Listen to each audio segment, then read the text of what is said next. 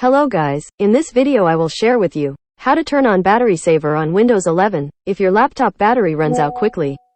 Try activating battery saving on your laptop using the method I share in this video. Okay, let's go straight to it. The tutorial. The first step is to click Start at the bottom left. Next, pay attention to this arrow to enter the settings.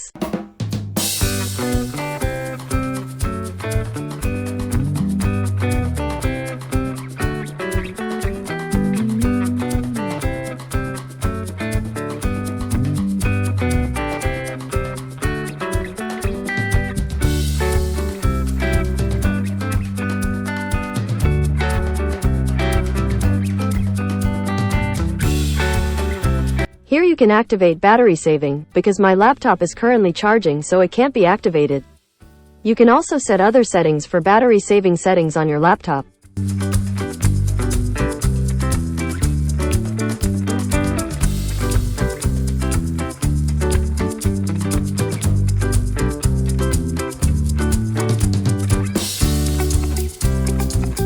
Okay guys, that's how to save battery on a laptop. I hope you like this video. Don't forget to click subscribe and press the bell button so you get notifications of the latest videos from this channel.